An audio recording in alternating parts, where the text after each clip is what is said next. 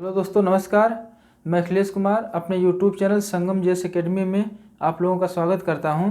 जैसा कि हम लोग हड़प्पा सभ्यता पढ़ रहे हैं, हड़प्पा सभ्यता में अब तक हम लोग उसके सामाजिक जीवन देख चुके हैं और उसका सांस्कृतिक जीवन देख चुके हैं। आज वाला जो टॉपिक है इसका आर्थिक जीवन है और इसके बाद हमारा एक और टॉपिक बचता है हड़प्पा सभ्यता का पतन। इन दोनों वीडियो को हम लोग क्लियर करके हड़प्पा सभ्यता को समाप्त कर लेंगे। बहुत बड़ा टॉपिक है और जो मैं इसमें इसलिए लग रहा है कितना लंबा टॉपिक है, फैक्चुअल चीज़ें और कॉन्सेप्ट वाली चीज़ें बहुत ज़्यादा इसमें हैं। तो आप लोग अगर इसको बराबर वीडियो देख रहे हैं तो आप लोगों को पता ही चल चुका होगा कितना लंबा चैप्टर जा रहा है, लेकिन इसमें घबराने की कोई ज़रूरत नहीं है। अगर इतना आप लोग कर ले जाते हैं तो यहाँ से एग्ज़ाम में एक भी प्रश्न गलत होने की संभावना नहीं है। जो मैं मैटर दे रहा हूँ ये यूट्यूब पर इतना डीप मैटर आप लोगों को कहीं नहीं मिलेगा, ठीक है।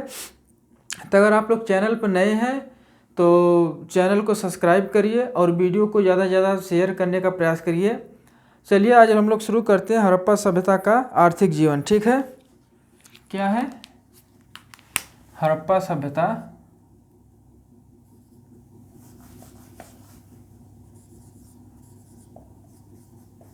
हड़प्पा सभ्यता, ठीक।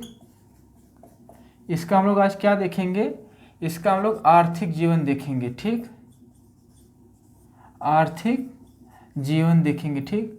अगर किसी भी समाज को अगर देखा जाए उसके समाज को अच्छी तरह तभी जाना जा सकता है जब उसकी अर्थव्यवस्था का हम लोग सही से आकलन करेंगे।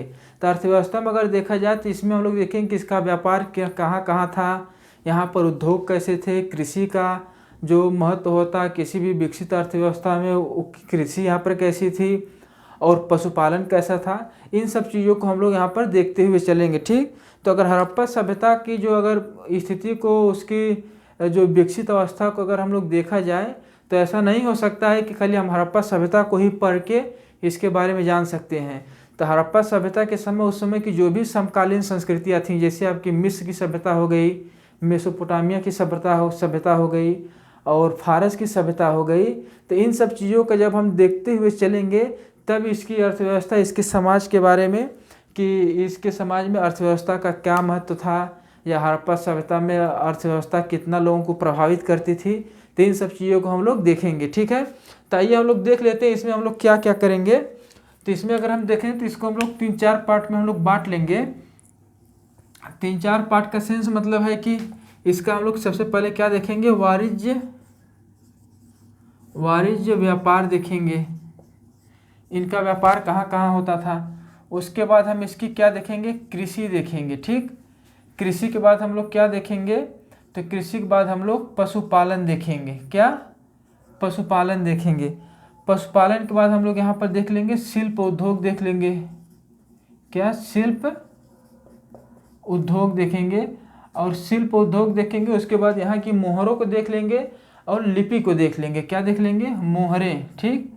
व्यापार में मोहरे का क्या महत्व था, ठीक। मोहरे, लिपि जानने की कोई ज़रूरत नहीं है।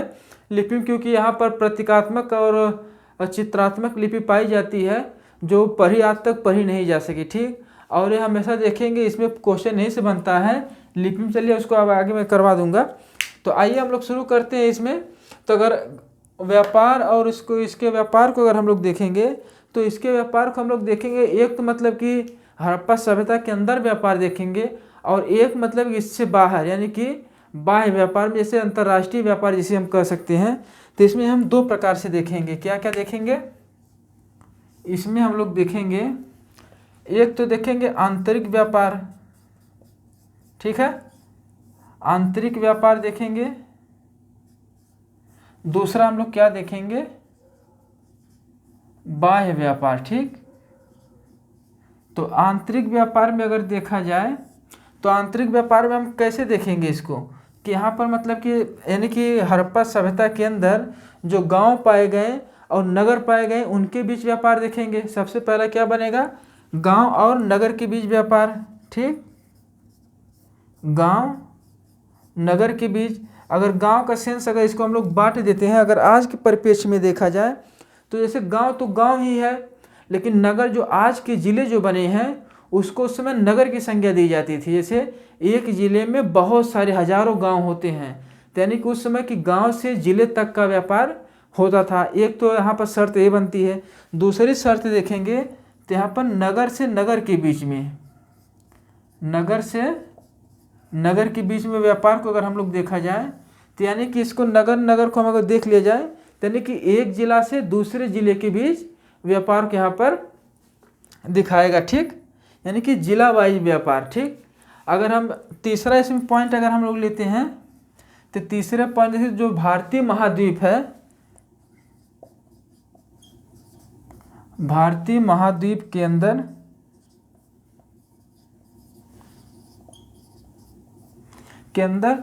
अंदर व्यापार, ठीक ना, यानी कि क्षेत्र, यानी कि भारतीय महाद्वीप के अंदर जो क्षेत्र पाए जाते हैं क्षेत्रों के बीच कर देंगे, ठीक कर सकते हैं। ठीक, यानी कि इसको हम लोग कहते हैं कि प्रदेश के बीच यहाँ पर व्यापार होता है। समझाने के लिए आपको बोल रहा हूँ, ऐसा है नहीं, लेकिन आप लोग समझिए कि छोटे गांव से नगर, जैसे यहाँ पर होता है कि गांव के बाद जिला के बाद आपका प्रदेश हो गया, प्रदेश के बाद देश हो गया, फिर देश के बाद विदेश हो गया। ठीक, तो यहाँ पर इन सब चीज़ों के व्यापार होता था। ठीक, अगर इसमें हम लोग देख लिया जाए तो इन चीज़ों को, यहाँ तक तो डायग्राम आप लोगों का बन गया है। ठीक, बना लीजिए। अगर नीचे इसमें जगह कम पड़ेगी तो हम लिख देते हैं। इन सब चीज़ों को अगर समराइज किया जाए तो इनको देख लिया जाए, इनको भी देख लिया जाए और इनको भी ले लेते हैं। तो इन किन चीज़ों का व्यापार करते थे। ठीक, अगर देखेंगे ये लोग जो मुख्यतः जो होती है ना कि अगर अंदर ही व्यापार किया जाए तो मुख्य रूप से मतलब जो दैनिक जो आवश्यकता की वस्तुएं होती थी उनका व्यापार किया जाता था। ठीक, तो इसमें क्या बन जाएगा, तो यहाँ से अगर हम लोग उठा लेते हैं तो दैनिक, आप लोग इसी के नीचे लिख लीजिएगा, यहाँ बोर्ड पर जगह कम इसलिए मैं इधर कर रहा हूँ। तो दैनिक आवश्यकता की वस्तुएं। ठीक, क्या हो जाएगा, दैनिक आवश्यकता की वस्तुओं का ये लोग उसमें आपस में आयात निर्यात करते थे, व्यापार करते थे। तो इसमें का एग्जाम्पल मगर देखो, जैसे खाद्यान्न सामग्री वस्तुएं हो गए, खाद्यान्न सामग्री वस्तुएं हो गए, पशुओं का भी हो गया, इसमें लोग आपस में अदला बदली करते थे। ठीक, अगर इसमें दूसरा पॉइंट हम लोग देखते हैं तो विलासिता संबंधी वस्तुएं होती थी। ठीक, विलासितापूर्ण संबंधी सामग्री देख लेते हैं। तो दूसरा किन चीज़ों का व्यापार लोग करते थे, तो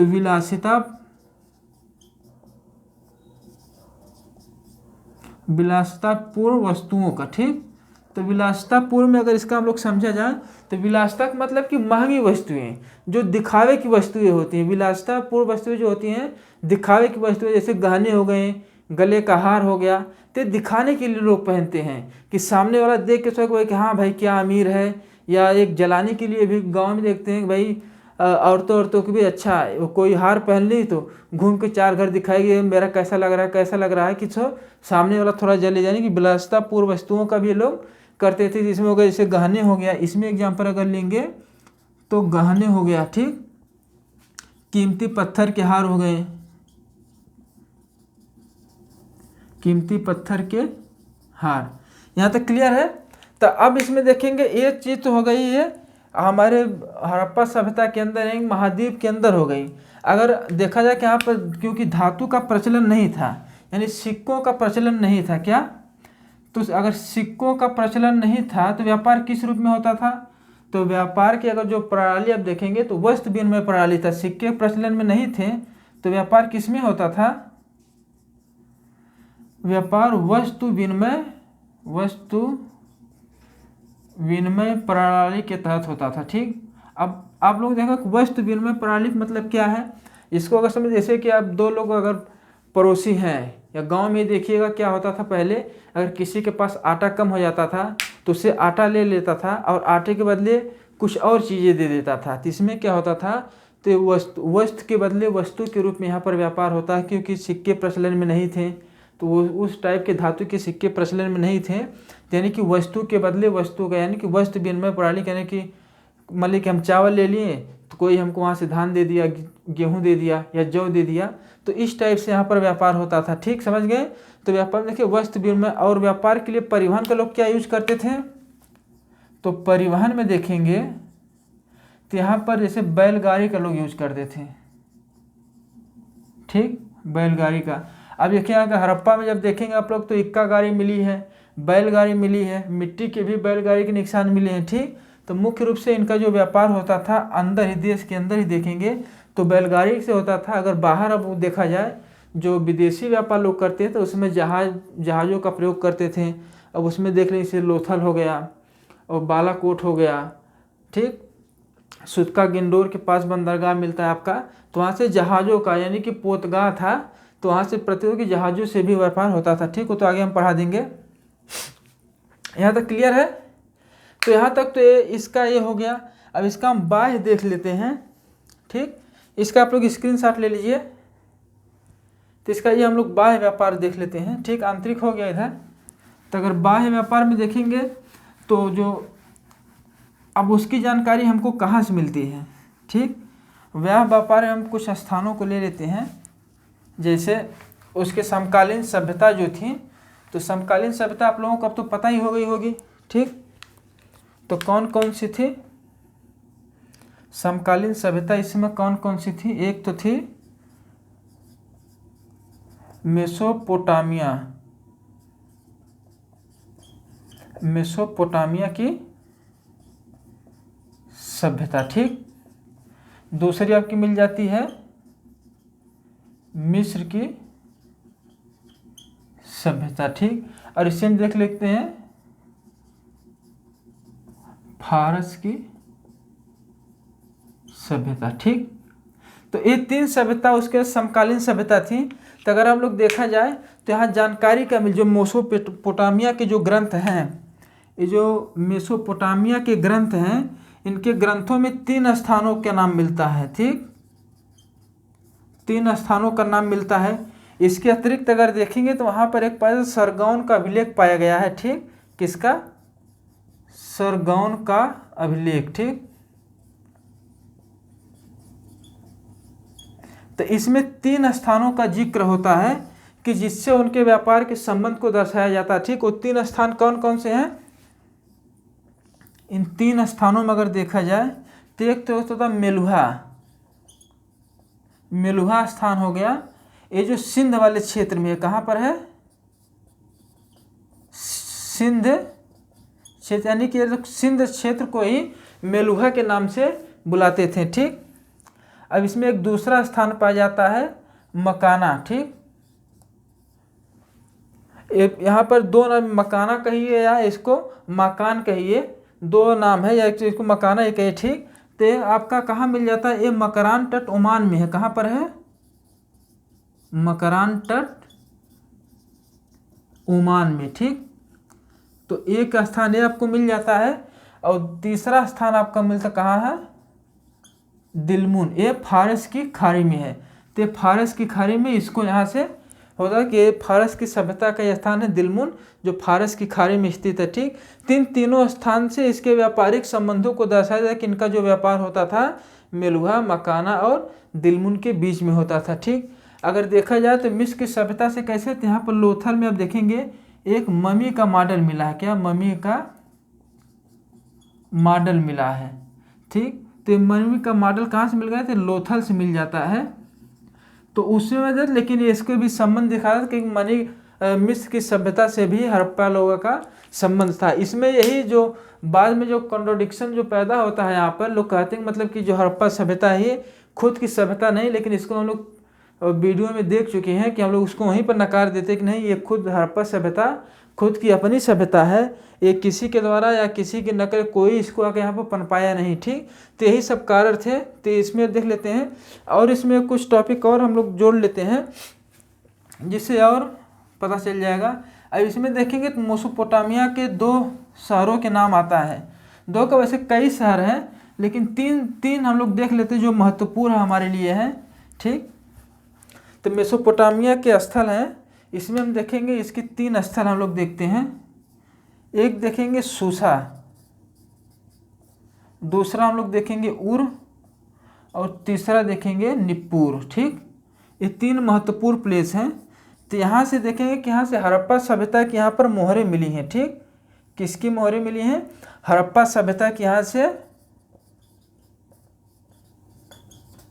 हड़प्पा सभ्यता की मोहरें मिली हैं। ठीक, और इसमें अगर देखा जाए निप्पुर है, निप्पुर में एक मोहर मिली है जिसपे गैंडे का चित्र है। ठीक, गैंडे का चित्र वाली मोहर कहाँ से मिली अगर पूछ दिया जाए तो गैंडे की चित्र वाली मोहर हड़प्पा मेसोपोटामिया सभ्यता में किस स्थान से मिली है, तो निप्पुर से मिली है। ये 3 स्थानक नाम ही पूछ लेता है कि जो हड़प्पा की मोहरें मेसोपोटामिया में किन किन स्थलों से मिली है, या 3 स्थलों से किस स्थल से नहीं मिली है। सूसा दे दिया, और दे दिया, निप्पुर दे दिया, एक कोई दूसरा दे दिया, तो ऑप्शन में इसको आप लोग सही कर सकते हैं। ठीक, एक तो ये हो गया।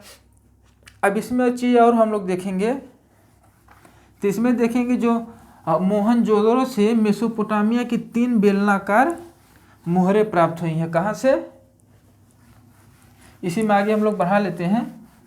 तो मेसोपोटामिया से, व्यापार वाला सेक्शन अब खत्म ही है, तो मेसोपोटामिया से मोहनजोदड़ो से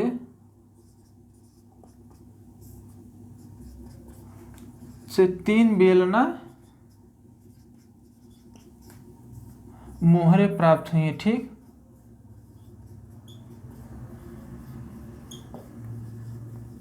ठीक, 3 बेलनाकार, और बेलनाकार मोहरें कहाँ की पाई जाती थी, ते मेसोपोटामिया की थी। कहाँ, मेसोपोटामिया की थी। ठीक, तो ये तो यहाँ पर हो गया।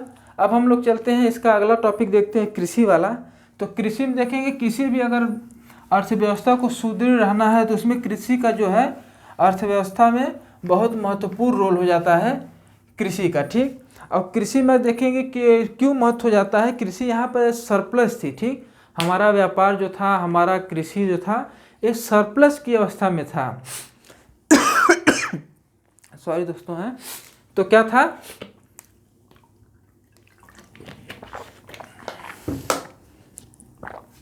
तो सरप्लस में था। ठीक, तो अगर इस कृषि का महत्व इसलिए यहाँ पर हो जाता है क्योंकि जो हड़प्पा सभ्यता है ये नदियों के किनारे ही बसी हुई सभ्यता थी। बारिश में जो मिट्टी, नदियों द्वारा मिट्टियाँ बहा के लाई जाती, नई उपजाऊ यानी कि जलोढ़ मिट्टियाँ जो बहा के लाई जाती थी, उसमें लोग, उसके बाद लोग खेती करते थे, तो उसमें पैदावार बहुत अधिक पैदा होती थी। उसमें अब देखेंगे इसमें कि जो हड़प्पा में कई अन्नागार मिले हैं, आटा चक्की की, जो लोथल में देखेंगे तो आटा चक्की के साक्ष्य मिले हैं। तो इन सब से क्या होता है कि यहाँ पर अर्थव्यवस्था बहुत विकसित अवस्था में थी। ठीक, और इसमें देखेंगे जैसे अन्नागार हो गए, यहाँ अनाजों की इकट्ठा करके गोदामों में रख दिया जाता था, उनकी कटाई पिसाई या जो ताल मौफ होता था सब वहीं के द्वारा संचालित होता। ठीक, तो कृषि में अगर हम लोग देख लेते हैं, तो कृषि में अगर हम लोग देखेंगे तो सबसे पहला मतलब कि किसान जो है, यानी कि किस फसल की जानकारी थी, जिन लोगों को रबी फसल की जानकारी थी। ठीक, किसानों को रबी फसल की जानकारी थी। ठीक, अब रबी फसल में हम लोग देखते हैं, तो रबी फसल में मतलब कि इसकी बुआई कब होती, तब इसके बाद प्रश्न आता है कि ये सब लोग किसान, यहाँ हड़प्पाई लोग खेती का काम किस टाइम करते थे। ठीक, किस महीने में करते थे, तो अगर इसमें महीना देख लिया जाए तो ये लोग नवंबर से दिसंबर महीने में बुआई करते थे, और मार्च अप्रैल में, मार्च से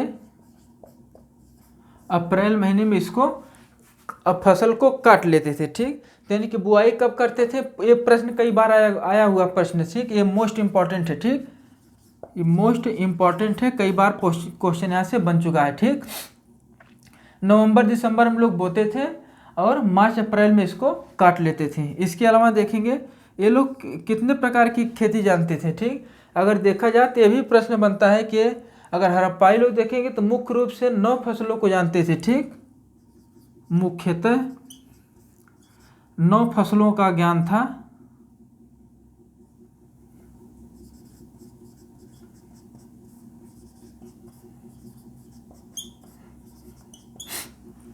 मुख्यतः कितने फसलों का ज्ञान था, 9 फसलों का ज्ञान था। और भी फसल जानते थे लेकिन मुख्य रूप से 9 फसल थे। और उन 9 फसलों को अगर हम लोग देख लें बारी बारी से, क्या हो जाएगा, एक तो हो जाएगा गेहूँ, दूसरा हो जाएगा जौ, गेहूँ के बाद क्या हो जाएगा जौ, उसके बाद फिर देख लेंगे चावल। ठीक, उसके बाद देख लेंगे चना, तरबूज, खरबूज, तिल, ठीक, मटर, और देखिए कितना हो गया, 1 2 3 4 5 6 7 8 मटर हो गया और कपास, ठीक। तो ये मुख्य रूप से ये फसल थी। अगर इसके बाद देखेंगे लोग अंगूर की भी खेती करते थे, ठीक, और देखेंगे इसके बाद तो सरसों की भी खेती करते थे, तो और कई प्रकार, लेकिन जो मुख्य रूप से ये 9 फसल ही थी, ठीक। अगर गेहूं देखेंगे तो गेहूं आपको कहाँ से मिल जाता है, मेहरगढ़ से गेहूं का साक्ष कहाँ मिल जाता है आपका, मेहरगढ़ से गेहूं का साक्ष आपका मिल जाता है, ठीक। तो अर्थव्यवस्था में इन सबका बहुत ज़्यादा पैदा करते थे। उत्तम किस्म का जौ आप लोगों को याद है कहाँ से मिला है, बनावली से मिला है, कहाँ से, बनावली से मिला है, ठीक। चावल तो आप लोग जानते हैं, चावल कहाँ से हो जाएगा आपका, लोथल से हो जाएगा। तो ये सब चीज़ें आप लोग जानते रहिए, प्रश्न ये सब प्रश्न यहाँ से बन जाते हैं और बढ़िया प्रश्न बनते हैं, ठीक। तो ये लोग जानते रहेंगे, आप लोग इसको देखते रहिए, ठीक। कृषि वाला तो ये सेक्शन हो गया, ठीक। अब हम लोग चलते हैं इसकी पशुपालन पर देख लेते हैं।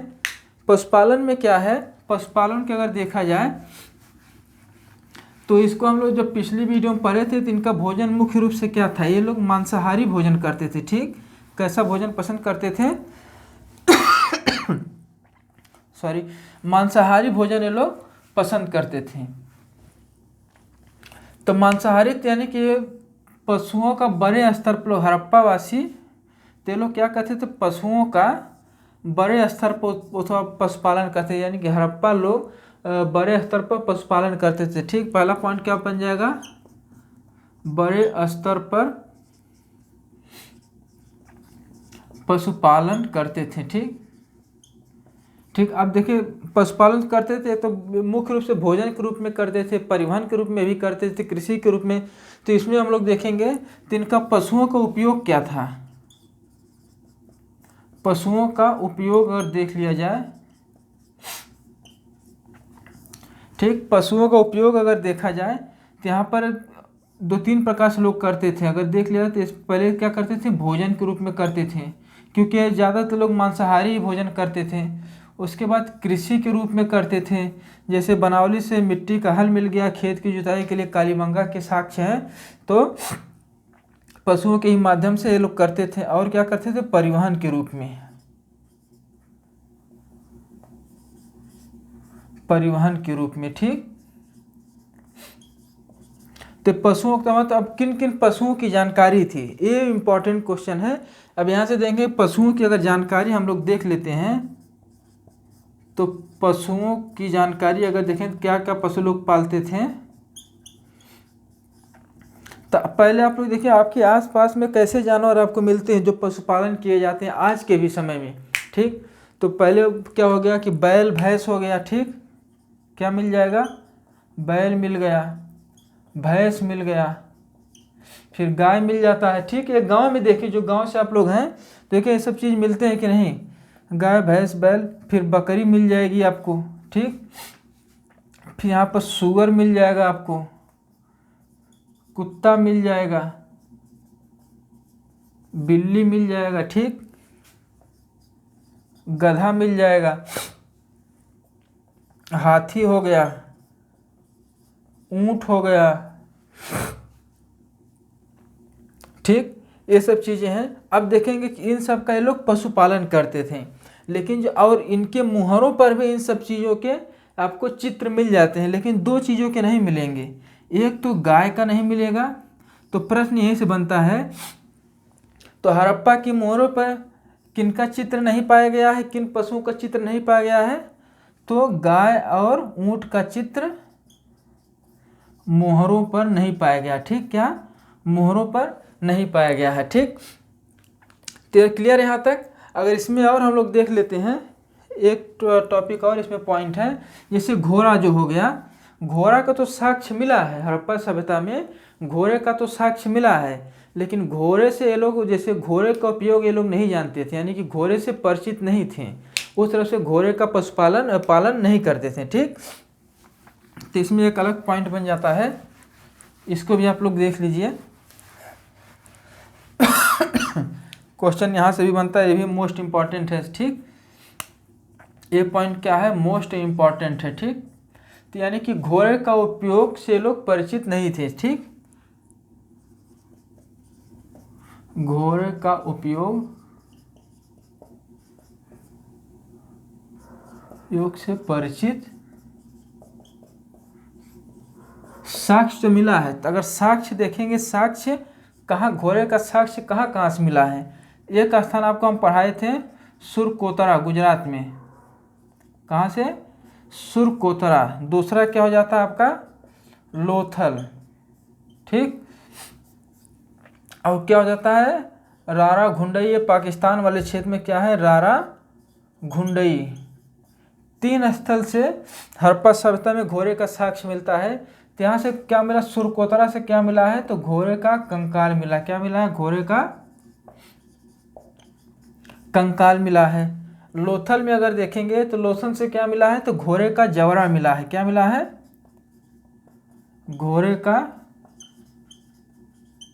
जबड़ा यहाँ से पाया गया है। ठीक है दोस्तों, अब क्लियर यहाँ तक। अब रारा घुंडई से देखेंगे तो घोड़े के दांत मिले हैं, घोड़े के दांत मिले हैं। ठीक, ये आप लोग इसको नोट डाउन कर ले कि इसको मोस्ट इंपॉर्टेंट है। यहाँ से क्वेश्चन कभी न कभी आपके किसी न किसी एग्जाम में बनेगा, पक्का बनेगा। ये छपने वाला क्वेश्चन है।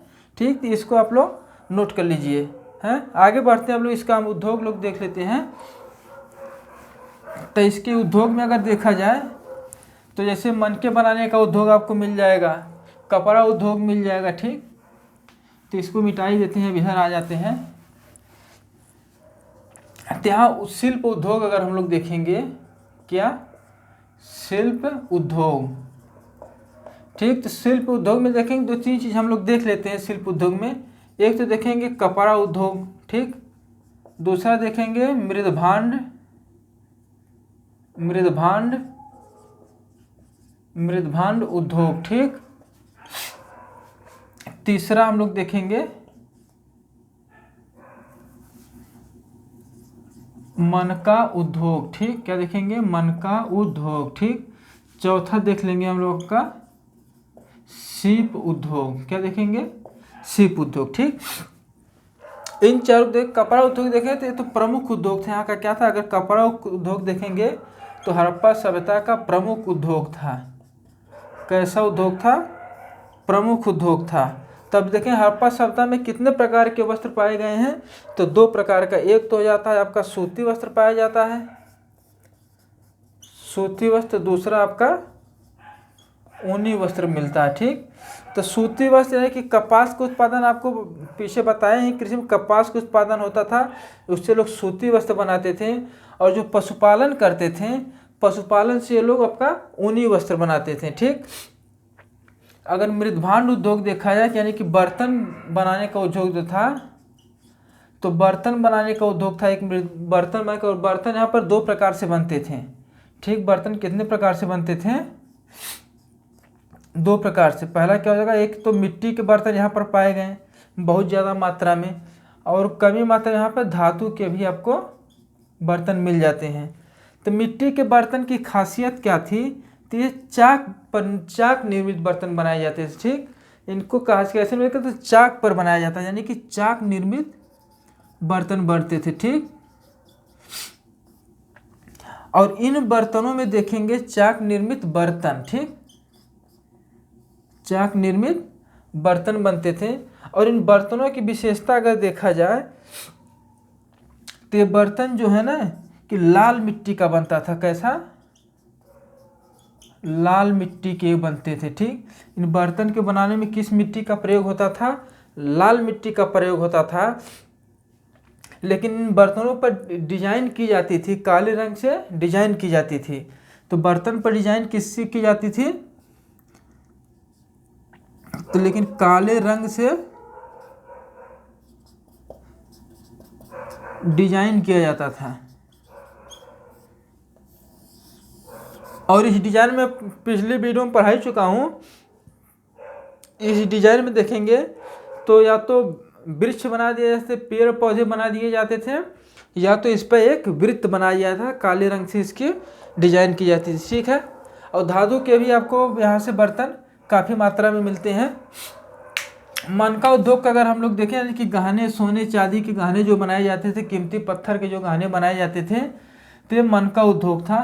तो इनका साक्ष्य आपको कहाँ से मिलता है? एक तो लोथल से मिल जाता है कि बड़े मात्रा में सोने चांदी कीमती पत्थर के गहने बनाए जाते थे। दूसरा आपका कहाँ से मिल जाता है? चनहोदरों से इसका साक्ष्य मिल जाता है, जहाँ से सौंदर्य की वस्तुएं बनाई जाती थी। कंघा हो गया, इत्र हो गया, लिपस्टिक हो गया, इन सब का यहाँ से निर्माण किया जाता था। शिल्प उद्योग देखें तो शिल्प उद्योग आपका कहाँ से मिल जाता है? ये आपका बालाकोट से शिल्प उद्योग का, बालाकोट से शिल्प उद्योग का आपका साक्ष्य मिल जाता है। ठीक है, क्लियर यहाँ तक? अब इसके हम मोहरे देख लेते हैं, उसके बाद इस चैप्टर और उसका जो आयातित वस्तुएं हैं लास्ट में उसको मैं करवा देता हूँ। ठीक है, तबीयत थोड़ा ख़राब है, गला फंस रहा है, इसलिए थोड़ा सा मैं जल्दी जल्दी कर रहा हूँ। अब बोलने में प्रॉब्लम हो रही है तो थोड़ा आप लोग समझिए, इसीलिए थोड़ा सा इसको बोलने में बहुत ज़्यादा दिक्कत कर रहा है। उसके लिए थोड़ा आप लोग कॉम्प्रोमाइज़ करिएगा। ठीक है, तो बहुत ज़्यादा नहीं बचा है, मोहरे देख लेते हैं। ठीक, मोहरे में अगर देखेंगे तो यहाँ 3 प्रकार की हड़प्पा सभ्यता मोहरे पाई गई हैं। ठीक, क्या होता है? एक बेलनाकार, इसका संबंध हम आप बता ही चुके हैं। दूसरा हो जाता है आयताकार, ठीक, और तीसरा हो जाता है आपका वर्गाकार। तो बेलने देखेंगे तब मोहरे मुख्य रूप से किसकी बनी होती थी? ये मोस्ट है। ठीक है, ये देखिए most important, most very very most आप कर लीजिए। मोस्ट इम्पॉर्टेंट पॉइंट ये है कि जो मोहरे बनी होती थी किसकी बनी होती थी? तो सेलखरी की बनी होती थी। ठीक, मोहरे किसकी बनी होती थी? तो मोहरे सेलखरी की बनी होती थी। और बेलनाकार मोहरे जो हड़प्पा में भी पाई गई, मोहनजोदड़ो से पाई गई, लेकिन ये कहाँ की मोहरे थे मुख्य रूप से? ते मेसोपोटामिया की मोहरे हैं। बेलनाकार मोहरे का संबंध मेसोपोटामिया से था, लेकिन आयताकार और वर्गाकार मोहरे कहाँ से मिली हैं? ये हड़प्पा की मोहरे हैं। ठीक, ये हड़प्पा की हैं। अब इन मोहरों पर देखेंगे तो एक साइड तो इस पर चित्र बना होता था। ठीक, तो एक तरफ मोहरों पर क्या होता था? मोहरों पर एक तरफ चित्र बने होते थे, चित्र बने होते थे, और वह दूसरी तरफ कुछ लिखा होता था। ठीक, जो आज तक पढ़ा नहीं गया, कुछ लिखा होता था। ठीक, तो ये यहाँ की मोहरों की खासियत थी। ठीक, तो मोहरे वाला हो गया। लिपि में यहीं पर लिख लेते हैं, लिपि देख लेते हैं। तो यहाँ पर लिपि देखेंगे तो लिपि में 2 प्रकार था। एक तो चित्रात्मक थी, चित्रात्मक, इसमें देखने का कोई मतलब नहीं है। दूसरा क्या था? प्रतीक चित्रात्मक। ठीक, ये हम आपको ये सब पढ़ा चुके हैं, क्योंकि लिपि यहाँ की पढ़ी नहीं जाई तो यहाँ से, इसलिए इसका पढ़ने का कोई मतलब फिर हम लोगों का बनता नहीं है। ठीक, अब लास्ट पॉइंट आपका एक चीज़ है, जो जैसे वस्तुओं का आयात हम लोग करते थे, तो कौन कौन सी वस्तुओं का आयात करते थे उसको हम लोग देख लेते हैं। आयातित वस्तुएं, ठीक ना, यहाँ से प्रश्न बनता है, क्या हो जाएगा? ये इम्पॉर्टेंट है, इसको भी आप लोग कर लीजिएगा। तो क्या होगा? आयातित वस्तुएं। ठीक, अगर आयातित वस्तुएं में हम लोग देखें तो एक साइड हम लोग धातु रख लेते हैं और एक साइड हम लोग रख सकते हैं स्थान। ठीक, तो पहला हम लोग देख लेते हैं क्या? सोना। तो सोना कहाँ से आता था? एक तो आता था आपका ईरान से, ठीक, दूसरा अफगानिस्तान, तीसरा केजीएफ मूवी कौन कौन देखा? केजीएफ मूवी में किस क्षेत्र का जिक्र होता है? तो कोलार। ठीक, देखे ना केजीएफ मूवी, कोलार। ये कहाँ था? ते दक्षिण भारत। ठीक, भारत। ठीक, सोना के बाद हम लोग देख लेते हैं तांबा। तांबा कहाँ के लिए, कहाँ सबसे ज़्यादा पाया जाता है? तो खेतरी। ठीक, ये कहाँ है? राजस्थान। दूसरा क्या हो जाता है आपका? बलूचिस्तान से। मेन आपका राजस्थान खेतरी वाला स्थान आपका यहाँ पर पूछ लेता है। ठीक ना, तांबा के बाद हम लोग देख लेते हैं क्या? टिन। टिन को अगर हम लोग देखेंगे तो कहाँ से हो जाएगा, ईरान हो जाएगा और अफगानिस्तान। ठीक, तीसरा हम लोग क्या देख लेते हैं, लापिस लाजुली। ठीक, तो ये कहाँ से मांगा जाता था, अफगानिस्तान से। ठीक, क्या क्या होगा हम लोग देखेंगे, सोना देख लिए, तांबा देख लिए, टिन देख लिए, लापिस लाजुली देखिए। ठीक है, तब लोग फिरोजा देख लेते हैं, सेल खरी देख लेते हैं। ठीक, क्या देखेंगे,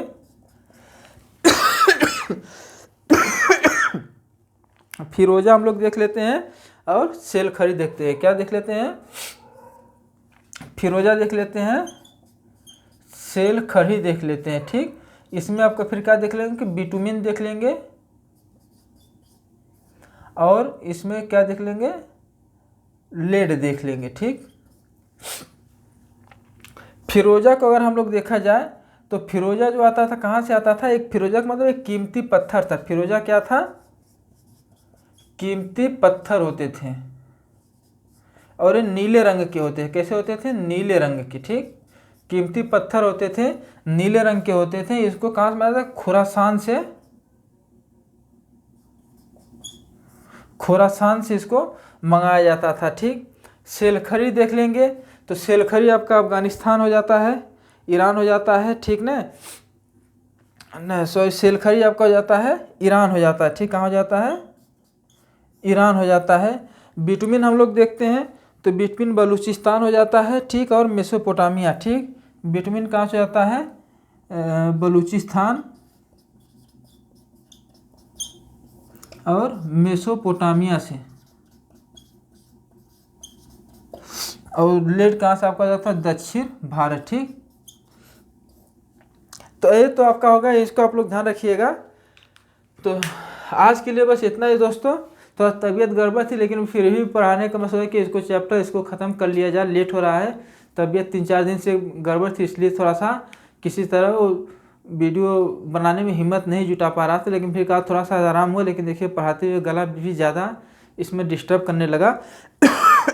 ठीक है, तो आप लोग थोड़ा इसको देखिए, कंटेंट बहुत अच्छा है। मैं अपनी तरफ से आप लोगों को बहुत अच्छा कंटेंट दे रहा हूँ।